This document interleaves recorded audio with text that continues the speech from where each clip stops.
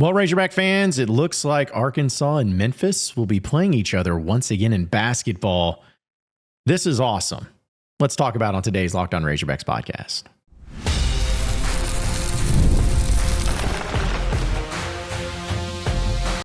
Locked On Razorbacks, your daily podcast on the Arkansas Razorbacks. Part of the Locked On Podcast Network, your team every day.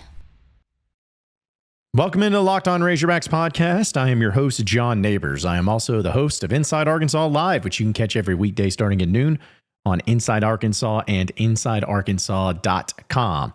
Hope everybody's having a wonderful Thursday, as we're going to be having a little crossover action with Eric Kane of Locked On Vols. We'll talk a little bit about Razorback baseball against Tennessee happening in Baum starting tonight, and also about Tony Vitello. Is he a Vol for life? I don't think so. Surely he's going to be a Razorback, right? Right. But we'll get into all that here in just a little bit. But I wanted to talk something about Razorback basketball and the opportunity that they have in front of them dealing with the Memphis Tigers. Now, some of you are like, okay, this isn't really any significant news as far as Arkansas playing a team, maybe, like it could be something like that.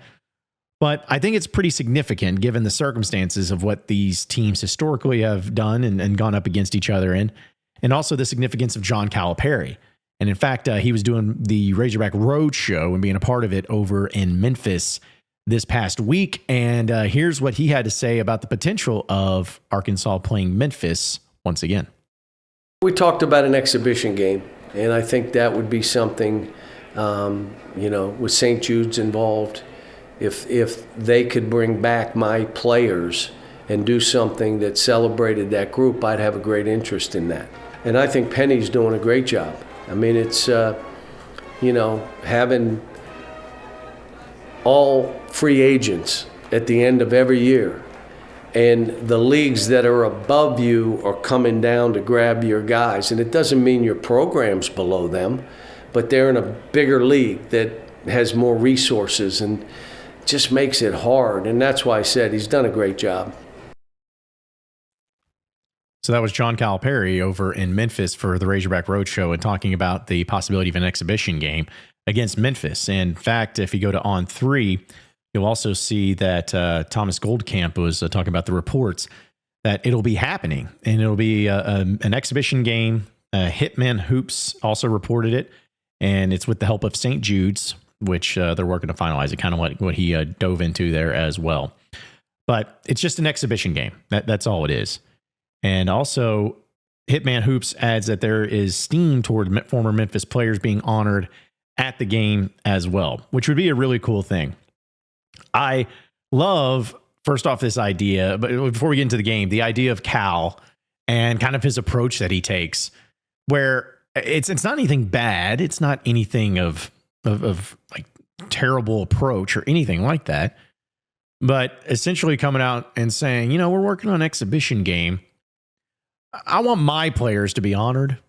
My former players, I want those guys to be honored, which I know he's about the players, but it also, it's what he did. It's what he accomplished there at Memphis and gave Memphis some of the best years that they ever had while he was the head coach there.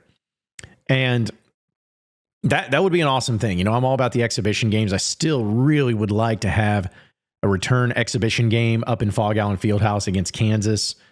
There's a lot of games I'd like to have, dream matchups in the non-conference, and doing it that way too. But overall, I'm not going to be picky. But the Arkansas-Memphis game is something that I have been wanting, and so many of you have been wanting for years, decades even. I mean, these two teams have not played in the regular season since 2003. Now, some of you are going to be like, well, wait a minute. They played in 2023, 2024. Yeah, that was part of the battle for Atlantis. Totally understand that. But when I'm talking about just a regular season, not a showcase, not a thing where they got paired against each other in a tournament or anything like that, I'm talking about just a good old-fashioned regular season game. So looking at this, it's something that really needs to come back for many reasons. One, I have been a fan of playing teams regionally in major sports. And I'm talking about other major teams. Like for instance, Arkansas football. The fact that it took so long for Arkansas and Oklahoma State to play each other in football in a home-and-home thing is stupid to me. I know that they did this past year, and they'll play in Fayetteville, I guess, in a few years. But there was no reason for those campuses that are 2.5, 3 hours apart to have never played each other in the regular season. Made no sense. Because Fayetteville, and really Arkansas in general, is not exactly close to a ton of big-time campuses. So that never made sense. I was always a fan of that. I was always a fan of that, doing that in football too. And I know in basketball, they played Oklahoma State and Oklahoma. Oklahoma State was normally in the Big 12 SEC Challenge. Normally was there. And Oklahoma, they did have the home and home on occasion. But then they also had the thing in Tulsa, which was never fun for any Razorback fan to go to.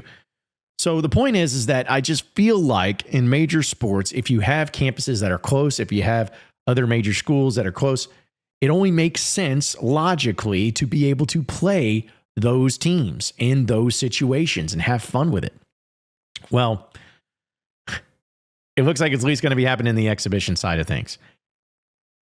And also, for some of you who may not realize, Arkansas and Memphis played each other so much. They played each other 22 times in their history, and it's the record is 11-11, dead even, between Arkansas and Memphis.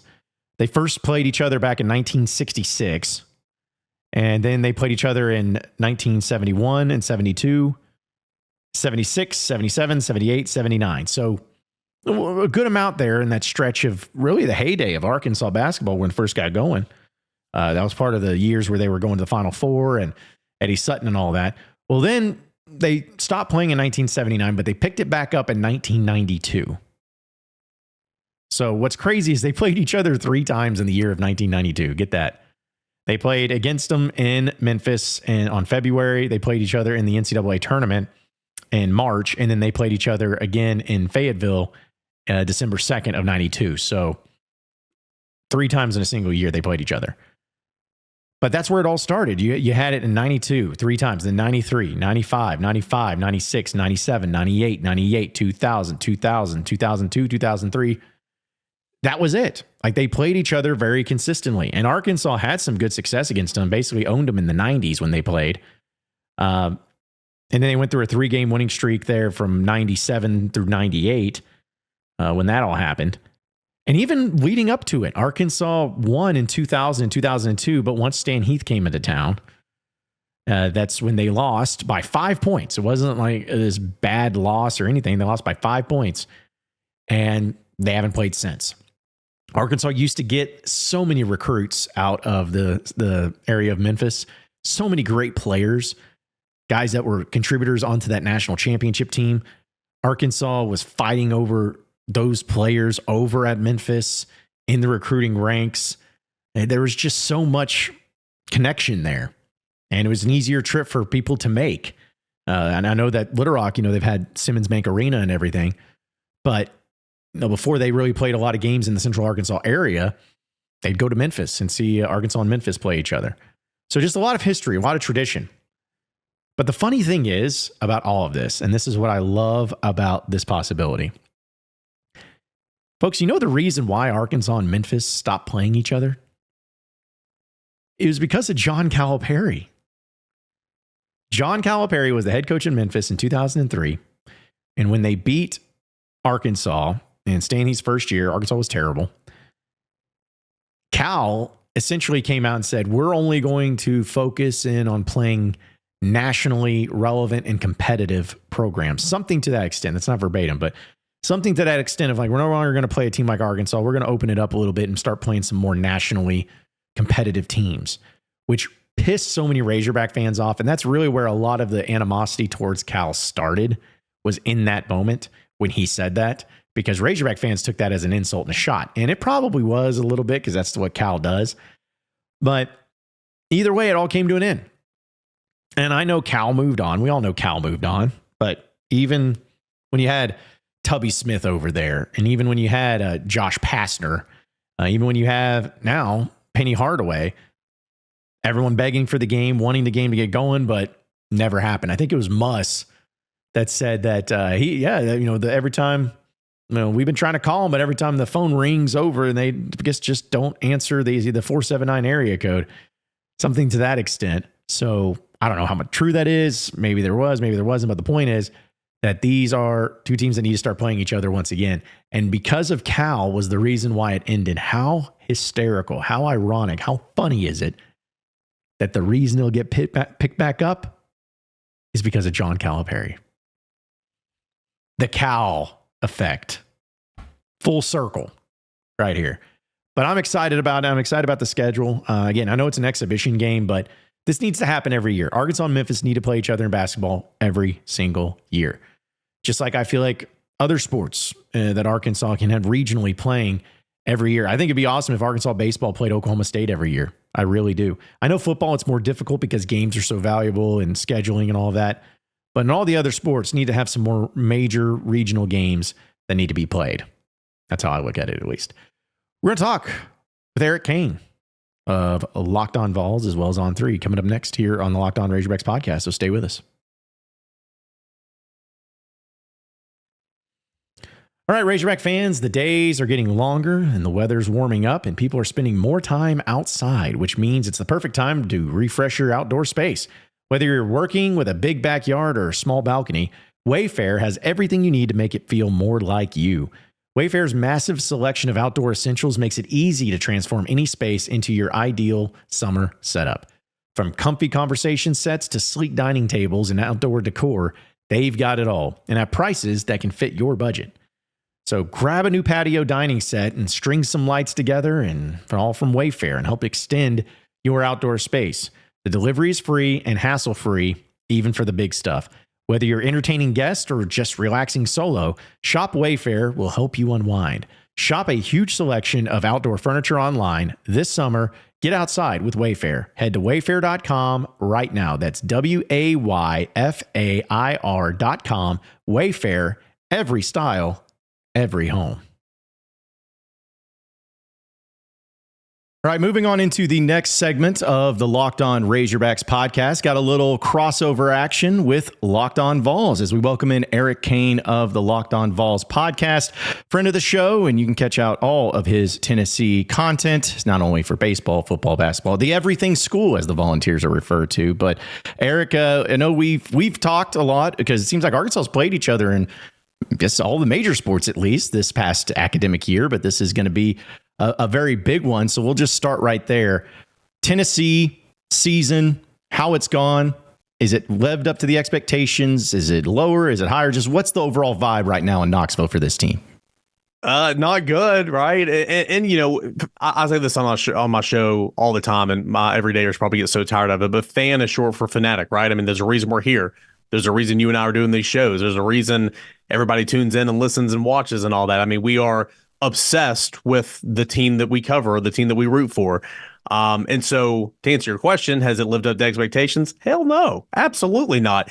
Having said that, it's really difficult as a fan, short for fanatic, to keep things in perspective. This team just won a national championship. Okay. That just happened in the last calendar year. That's awesome. I mean, that will never be taken away. That's incredible, right? And I actually went back and did some research, and it feels like Tennessee's at rock bottom right now. Oh, no. In the last 10 years, from all the past SEC national champions, and there's been several. I think there's only been a couple that have not been from the SEC: Coastal Carolina, Oregon State, Virginia. You had to bring up that one. Been the SEC. Yeah, you had to bring up that Oregon State. Thank you. Outside of Florida in 2017, Tennessee has the best conference record the next year than any of those guys. I mean, Ole Miss was abysmal. Mississippi State was abysmal. LSU was 13-17 after winning the Natty a couple years ago.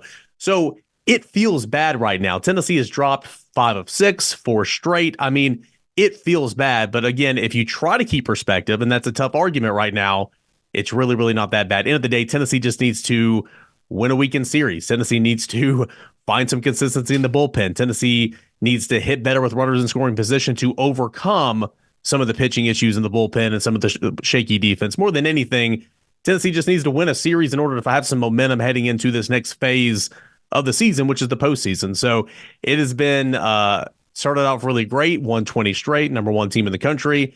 and then started off the SEC slate really good. This has been a better team on the road. It's been a team that's not played well at home, which is really, really weird. Well, you mentioned Arkansas and Tennessee, obviously both in different situations, but we were talking before we started recording. Arkansas is in a situation where they've lost 4 of their last 5 series in the SEC, but it doesn't feel like it. Even here in Arkansas, it doesn't feel like it. Now, I don't think everybody's just jumping up and down, being like, man, this is the greatest team ever, and this is Omaha all the way. It's not to say that it hasn't been met with some criticisms or some frustrations, but it just doesn't seem like a team that's lost 4 out of their last 5. It could be chalked up to maybe just the SEC, and that's how good they are. It could be chalked up to maybe what I think more likely is Arkansas fans are like, who cares? Postseason. Yeah, that's all that matters, because Arkansas has been a national seed the past 2 years, and then they didn't even get out of their home regional. So it's almost like, yeah, we don't even care if you're a national seed because that hasn't mattered before. So just get to the postseason. It seems to be that vibe, but both teams kind of going into this, it feels like, not saying it's a must win, have to win it or whatever, but man, it'd be really nice for either one of these teams from their respective perceptions there to win this series, to end the regular season on a high note. I think Arkansas is going to be a national seed, especially even if they just win 1 game, but man, it'd really be nice to solidify 2 out of 3 to get to that national seed. What's kind of Tennessee playing for in this particular series against Arkansas? Well, I mean, compared to Tennessee, Arkansas is sitting pretty in terms of a national seed, right? I mean, the latest Field of 64 projections, you would know better than I am, but if memory serves me correct, D1 Baseball had Arkansas, John, I want to say 3 or 4. Maybe that's off, but they had Tennessee as the number 2 seed in the Morgantown region. So what is Tennessee playing for this weekend? Number 1, it's just play for yourself. It's pride, right? But number 2, it's if you have any hope of hosting an NCAA regional, you've got to win this series. Some Tennessee fans were talking, yesterday during the midweek game, maybe if you just win 1, like you'll still be okay. Heck no. Like if you win 1 on the road at Arkansas and still drop that series, nobody's going to make Tennessee, in my opinion, a national seed losing 6 of their last 7, unless you go on a run in Hoover and win the championship, which Tennessee's done twice in the past, 4 seasons. So not saying that's impossible, but Tennessee very much playing just to kind of ride the ship a little bit, get back on the winning ways, but more importantly to, still be in the hunt for a postseason, hosting right for an NCAA regional and not even thinking about supers right now. So, On 3 had Tennessee projected as the 15th seed this week. D1 Baseball had Tennessee as the number 2 seed in the Morgantown regional. So on the road, I think this team plays better on the road. So that kind of gives you some confidence going to Fayetteville, but this is also a series, and Tennessee hasn't played at Arkansas much lately, but hasn't won since 2015 in Fayetteville. Tennessee is 1-9 against the Hogs in the last 10 matchups. It's a program that doesn't have much success against in the Tony Vitello era, really. And so there's a lot of things Tennessee's playing for, but more than anything, you're just playing to have a winning weekend, because you've had 1 winning weekend in the past 6 weekends, and that is just not good enough. And it's weird because prior to speaking with your colleague Andrew earlier this week, like, from an outsider's perspective, I'm just Tennessee. And I mean, obviously, I'm looking at scores around the SEC and all that, but it dawned on me that Arkansas is going through a very similar thing, as you pointed out. But you don't think about that because, as you mentioned, Arkansas swept number 1 Texas a few weekends ago. So that's what I think of when I think of Arkansas here lately. It's like, oh, they just took down Texas, really, really good team. They're also struggling. So abundant storylines heading into this weekend for 2 teams that are just so desperate for a winning weekend. So let's look at a little bit of the strength and weaknesses of these teams, because with Arkansas, at least where it stands right now, they have just been wildly inconsistent. And it seems like such a cliche in sports, but it's true. I mean, there's been times where Arkansas starting pitching has looked as dominant as anybody. I mean, Zach Root has been awesome for the most part this year. Gage Wood had a great showing against Texas, but then he had a poor showing this past weekend against LSU on the road. Some of the bullpen has been up and down. The hitting, situational hitting especially, which was the biggest problem last year for Arkansas, it's been better this season, and the offense has been there. If you look at just the runs scored and everything, but there's been times where in clutch situations, runners at 2nd and 3rd with no outs or 1 out, you get nothing. So it just seems like the inconsistencies have been there for Arkansas, where they're not really weak in one particular thing. You just never really know what you're going to get. If Tennessee's going to win this series in Fayetteville, what is going to be the reason why? What are they going to lean on and rely on if they're going to walk out of here with at least 2 or 3? Yeah, in my opinion, if Tennessee's going to win this series, obviously it starts at the top. And at the time of this recording, the pitching probables for the weekend have not been announced. I mean, I would absolutely assume that Liam Doyle is going to start on Thursday. The only reason Liam Doyle wouldn't start on the opener, he'll start one of these games, but the only reason Liam Doyle wouldn't start the opener is because he's dealing with a little bit of a blister, has been the last couple of weeks, and this is 1 day short of rest. And any kind of a funky series with Auburn 2 weeks ago where for some reason they started the game, he pitched at the top of the first inning, and then it was suspended for rain, and then he came back on Sunday and pitched see if you can keep up with this. He came back Sunday and pitched the conclusion of game 2 of the series in extra innings. So all told that weekend, he had 2 appearances of like 57 total pitches. But anyway, he made his next scheduled start last week and he looked good. He was dominant and all that. I would assume that he's going to start on Thursday, but regardless, Tennessee has got to get an elite start out of Liam Doyle because Tennessee's been playing well behind Liam Doyle to begin weekends, and then it's kind of tailed off from there. So you've got to have good Liam Doyle, which he's been dang near elite all season. And then from there, I mean, Tennessee has got to hit better with runners in scoring position. The at-bats were better. I thought the offense was better, scored more runs last weekend, but you're still leaving too many men on base, still not hitting well with runners in scoring position, and your bullpen's struggling, and your defense at times is struggling. And in years past, your offense has been so good that all that stuff goes unnoticed. Like it overcompensates. Well, right now, you're kind of struggling at the plate with runners on and runners in scoring position, all that. You're not scoring enough runs to overcompensate for that, and you're losing ball games. So, I mean, Tennessee's offense has got to come along. Liam Doyle has got to, kick off the weekend with a great start. And, more than anything, Tennessee's bullpen, I mean, there's so much talent on this team. I mean, it's littered with MLB prospects. Tony Vitello won the draft last summer by getting so many talented freshmen on campus, but they're young, they're experienced now, but they're still going through it. And this bullpen is had some big holes in it this year for some guys that you're supposed to rely on. So offense has got to come around, and Liam Doyle has got to lead the way if Tennessee's going to have a chance of, they obviously have a chance, but Tennessee's going to win this weekend series. You mentioned a name, and we're going to talk about said name because not only is he a big deal in Tennessee, but he's a pretty big deal here in Arkansas. It's Tony Vitello. We're going to talk more about him coming up next here on a Locked On crossover of Locked On Hogs and Locked On Vols.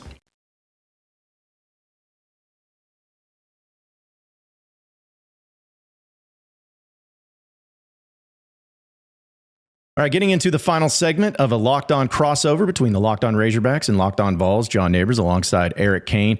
Now, Eric, I feel like Tony Vitello, after winning a College World Series title last year, probably could have run for governor, and a lot of people would have voted for him. He seems to be that level.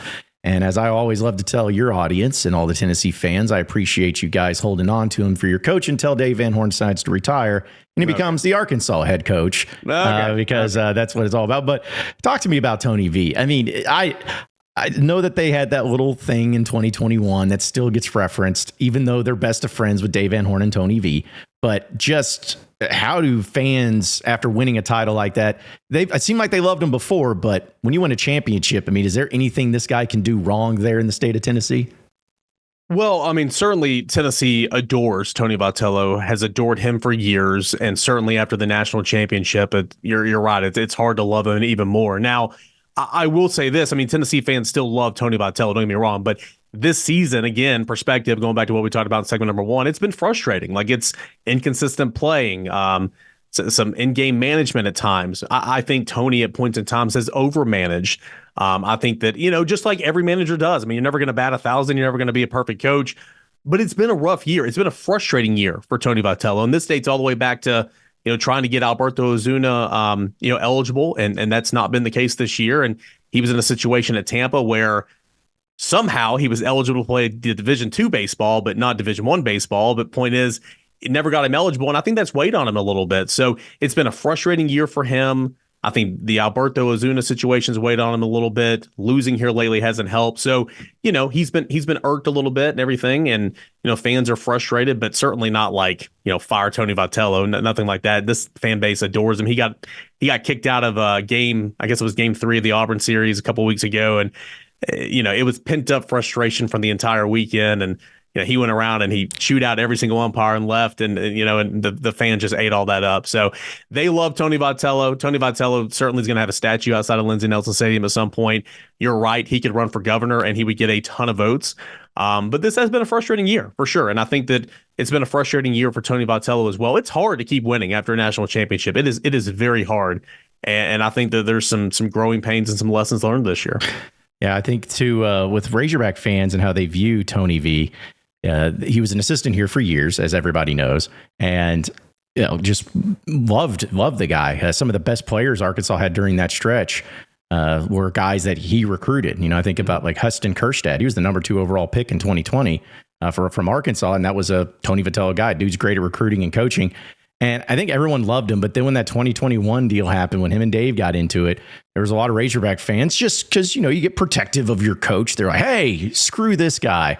And then he starts winning, though, and you see him and Dave are best friends, and you're like, well, I can't hate this guy, though, because because Dave likes him then.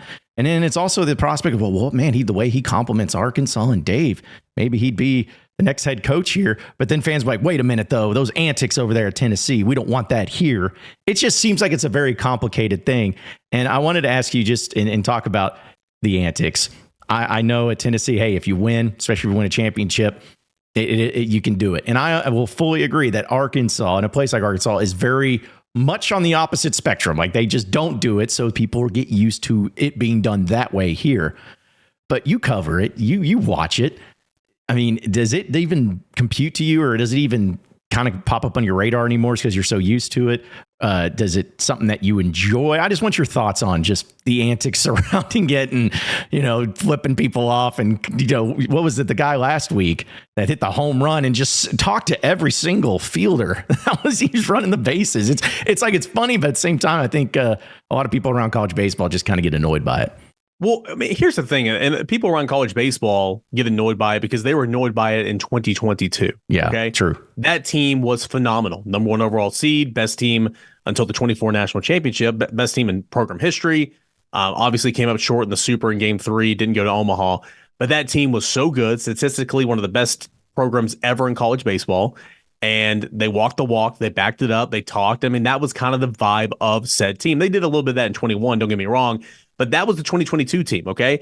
And then following that team that, in 23 and 24 and 25, the perception in college baseball about Tennessee baseball is from said team in 2022. Now, I'm not trying to sit here and say that Blake Burke, Christian Moore, they were quiet guys. I mean, they weren't.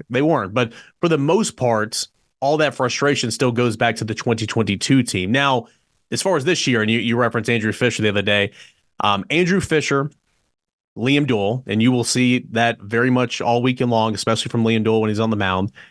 Emotions on the sleeve, man. They don't hide anything. That's just who they are.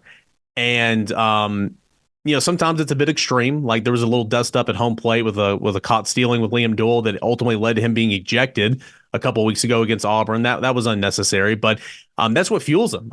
He's gonna pitch up there. He's gonna talk. He's gonna look into the dugout, walking back, after strikeout 3 to end the inning, all that and more. Andrew Fisher, the other day, Tennessee is in such a rut right now. And so he hits that home run. It was Vanderbilt that went up early in the game. He hits that home run to give Tennessee a lead. And I honestly think he was just trying to create some juice. I would not have gone about it that way.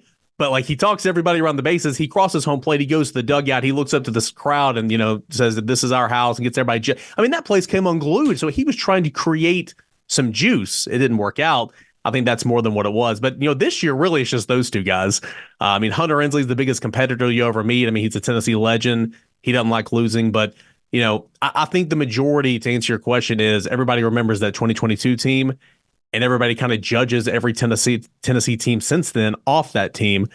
They play with swagger. They play with a lot of momentum. But at the end of the day, right now, it's just more frustration. I think they're just trying to create some juice to fuel a win, if you will. No, they definitely create juice. I'll give them that. And you mentioned that 2022 team, and I hate even to admit it, but that still is one of the greatest regular season teams I've seen in college baseball to not win a title. I mean, they had like 56, 58 wins, and they didn't make it to Omaha?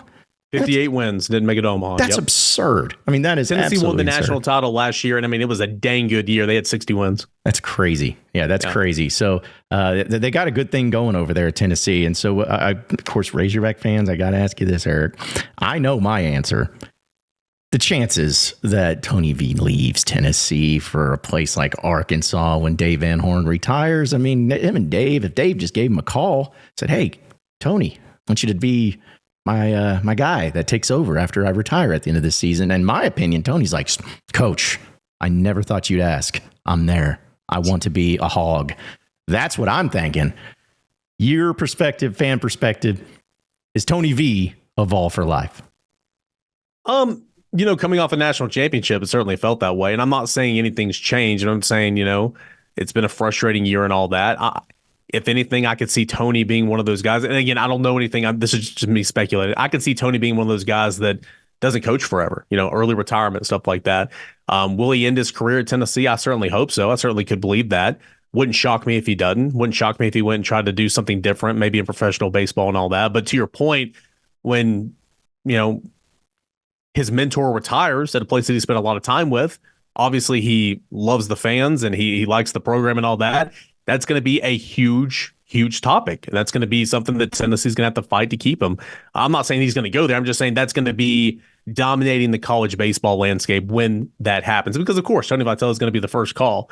Now, having said all that, again, Tony Vitello has built, I don't want to say from scratch because there's been some good coaches and some good programs here before, but he built this program from scratch when he got here. Okay, it's been the winningest program in college baseball during his time. The stadium is being built because of him. You're getting, there's going to be a rev share. Baseball is going to get a piece of the pie. That's not going to be the case at all schools. Certainly schools that are interested in baseball, it's going to be. But Tennessee has invested in Tony Vitello. And, he's the highest paid coach in America.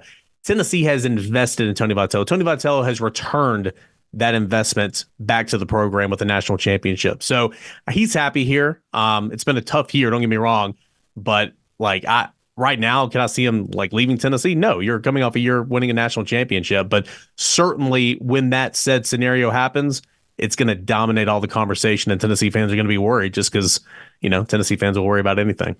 Well, it's okay. I mean, listen, I know that you mentioned Tennessee having a rough year this year. I think Arkansas fans would gladly accept that if it meant coming off of a title, because that's the one thing that they are missing, man, right now. Again, it's a rough year, right? Right. 40 wins. Okay, rough year, 15 wins in the SEC right now. I mean, if this is a rough year, if this is what a rough year is under Tony Vitello, sign me up. Well, no, because and I know that, again, Tennessee won a title, so it's different, but it'd be the same thing for Arkansas because they have won 18 games in the SEC once again. They have won at least 18 SEC games every year since 2018.